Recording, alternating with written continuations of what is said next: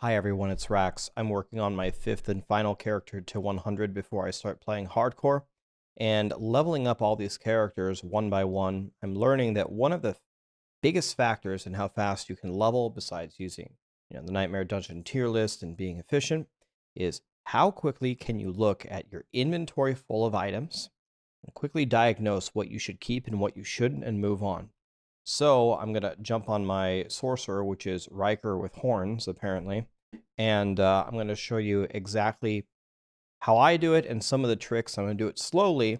So hopefully this will teach you something and it will help you make you a lot faster when you're going to town.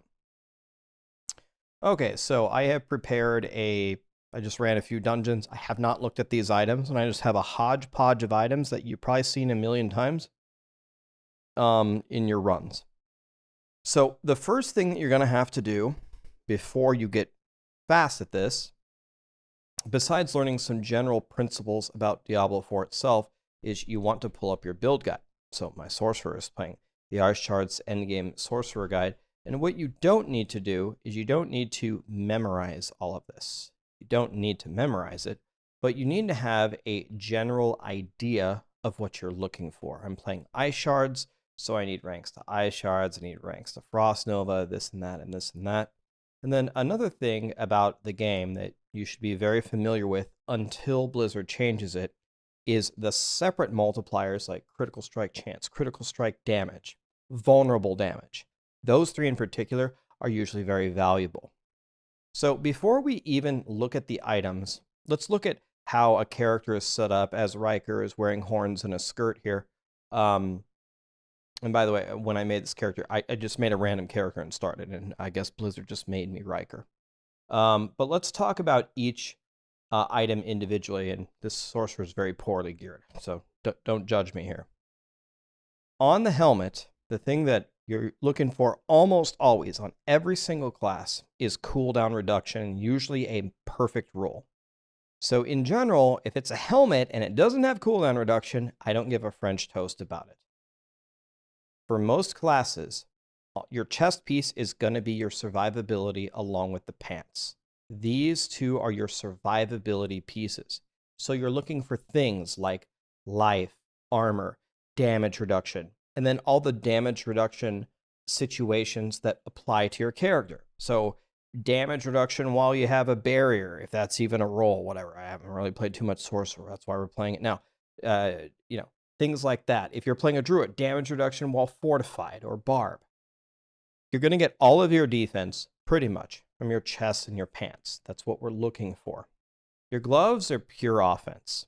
It's crit, it's +3 to your core skill because most builds are using your core skill. Then you can get things like attack speed, or you could get your main stat, or you could get lucky hit if you need it. Gloves are offense.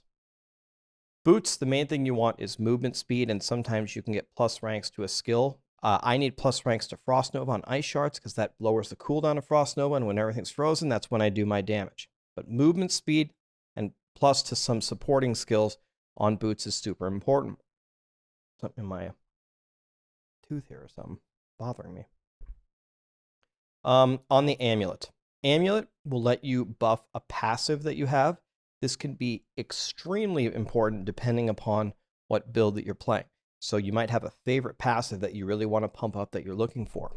You can get resource cost reduction. By the way, I think you can get resource cost reduction on your boots as well. Or whatever you can get resource cost generation and reduction is usually very powerful as well. You can get it on amulet. You can get movement speed again on amulet. It's super important for a lot of builds. And then it's kind of up to you. You can get some offense, you can get some defense. Usually you want to go defense because the upper tier stuff really hurts.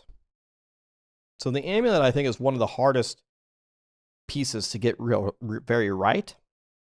And you can get plus ranks to defensive skills and some very interesting choices. The amulet's probably the most complicated thing. And then probably one of the least complicated things is rings. You usually want critical strike chance, critical strike damage, vulnerable damage, and then something else. Resource generation or lucky hit or some kind of damage that works for your character or something. It's usually crit, vulnerable for most classes. Not always, but usually. then you just want 2 of those. And then for your weapon, you want your weapon to have as high of item power as possible because it's going to give you higher damage. Same thing with the offhand.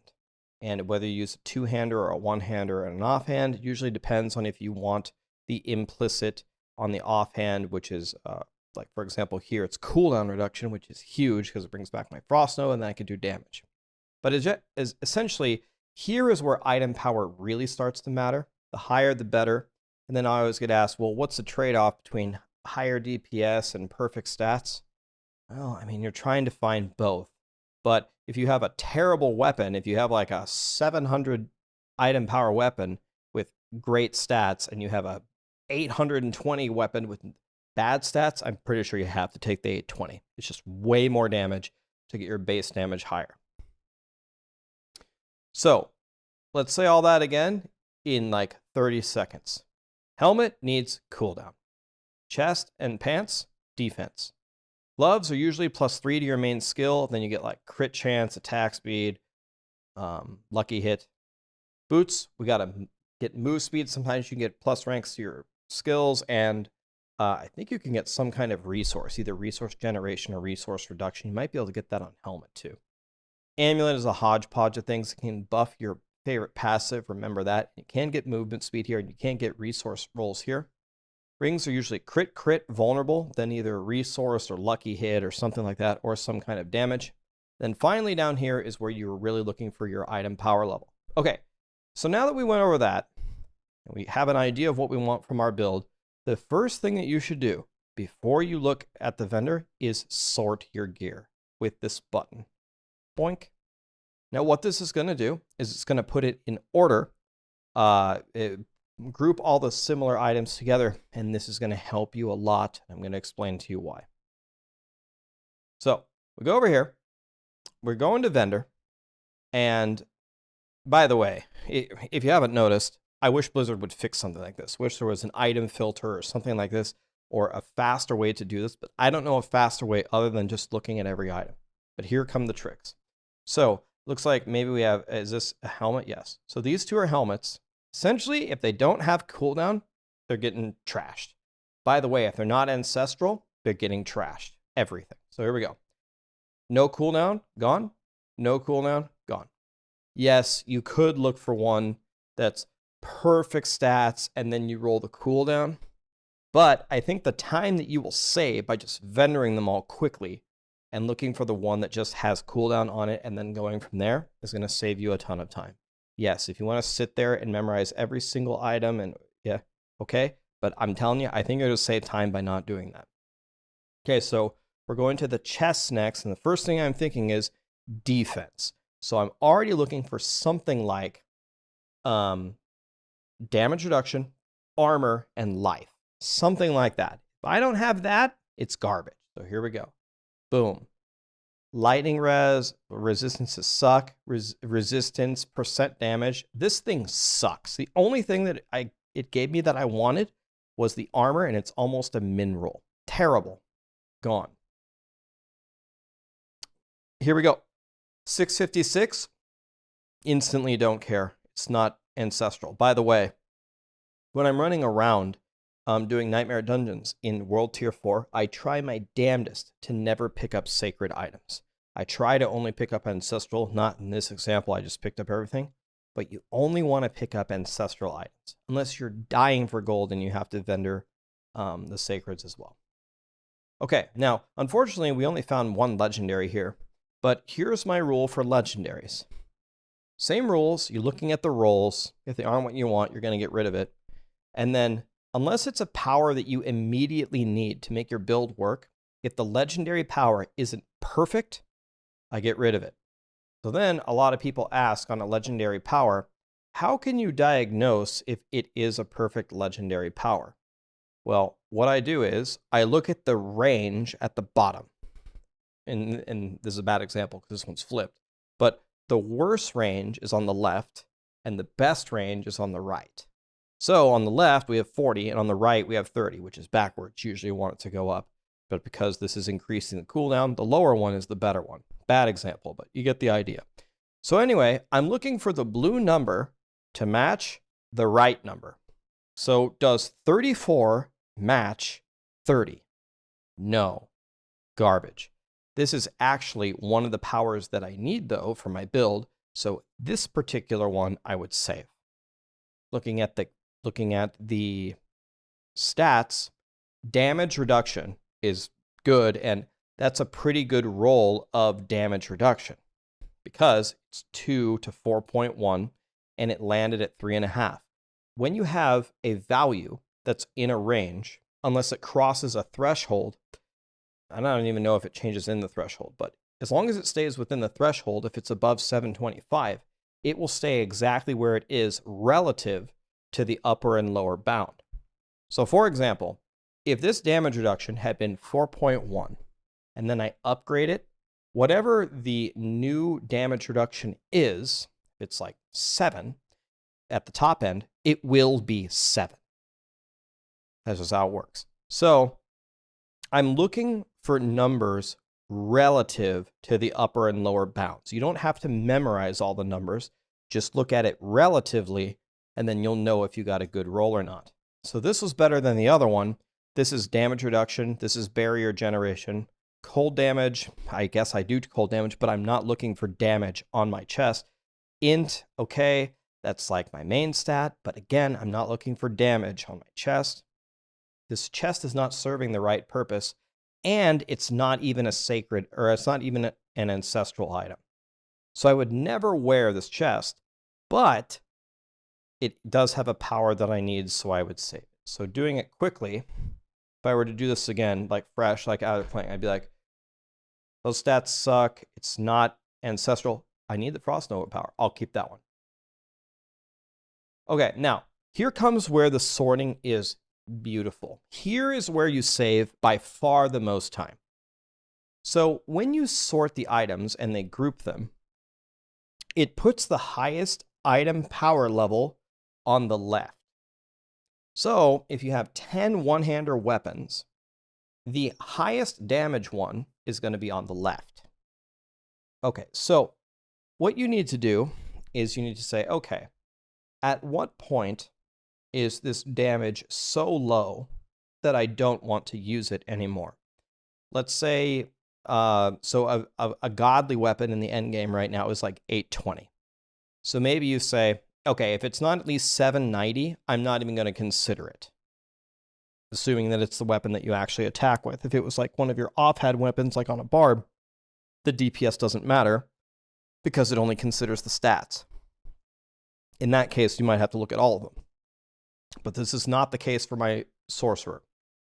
So what you should do here is the same thing with the foci or the focuses and the weapons. Is I look at the first one, and I instantly know, boom, all of them are garbage. All of them. Because the one on the left is 745. That's going to be the highest number. So they're all garbage. None of them are 790. I don't even care what stats they have on them. Gone. Didn't even have to look. Same trick here. They group it with two-handers, and then they group it with one-handers. Now, I'm not trying to use a two-hander here. And then, by the way, you can always resort if you want. I'm not trying to use a two-hander here. I need to use a wand and an offhand, because the offhand has CDR, and that's what I need for my build. So I look here, and it doesn't matter anyway. I know all the two-handers are instantly garbage, because the best one that I have is 777. Look how it cascades down. 763, 744, 718, 678, 677. Okay, now we go to the one-handers. This is a new category. Again, the highest one is on the left.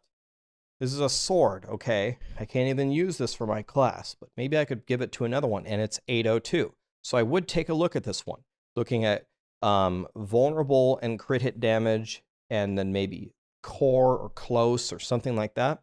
So we have crit damage, but it's the minimum roll, and it will stay the minimum roll forever, even if I upgrade it, like we talked about earlier. And then critical strike with bone. Okay, so I guess this is a necromancer sword, so that might be good for necro. And then damage to distant. Okay, so this is the sword, which is the critical strike damage implicit. It's double crit, and it's distant. So this might actually be a great sword for a Necro. So maybe you could consider keeping it. The next one instantly tells me that all of the other one-handers are garbage because it's 763. There's not going to be a single one above 790. So I just saved myself all this time. Nope, I don't even have to look. They're garbage. Look at them cascade down. 753, you see them going down. Okay? So now we go to the gloves. The gloves are a little bit harder. What I would recommend that you do is you're looking for +3 to the skill that you're using. If you don't have that, it's very hard to get the right to roll that. It's very expensive. Rolling is expensive. So +2 to ice shards, garbage. Even if you upgrade it, it's going to stay at the bottom level. Just to demonstrate it, I'll even burn some matches to prove it to you. If I upgrade this, I'm never going to get, it's the range is going to change from 3 to 4, but it doesn't re-roll. It's going to stay at the minimum. There we go. It's upgraded, and it's the minimum. You get the higher one, then you can upgrade it. So this one was garbage. Doesn't have +3 to ice shards. Doesn't have +3 to ice shards. As +2, I'll even do it again. That's how much I like you. But Rax, doing something twice doesn't prove it. Trust me, I'm a professional idiot. Oh, it was sacred. Okay, so it didn't even change. What a waste of mats. Damn. Well, I wasted mats for it. I told you I was a professional idiot. 2 to ice shards again. There's no range on it. We're screwed, right? So don't try it on sacred. It doesn't even work on sacred. At least you get a range on it ancestral. Okay, pants. Pants, defense. Same thing as chest. Life, armor. You get it? Damage reduction. Okay. Does that look like life, armor, damage? We got damage reduction. Life regen while not damaged recently. Damage after killing an elite. Your pants are your defense. These are garbage. And by the way, they start at 750, which is not amazing. 701, they're sacred. Again, looking at the... Okay, so we did have another legendary. I couldn't even tell that this one was legendary. Again, not a perfect power. Trash. Throw it away instantly. And these are all... Remember, it's in order. So since this is a sacred one, all the other pants are going to be sacred. So we know that all of this by now is garbage. We only have one pair of boots. We're looking for movement speed. No movement. It does have movement speed. Okay. Flame shield, I use that. Slow duration reduction. And willpower is not what I want. But the plus max evade is okay. This isn't the worst pair of boots. It's not the worst. So maybe if you're starting out, it's okay. Maybe you could keep it, but we're looking for something way better than that. And by the way, they're sacred.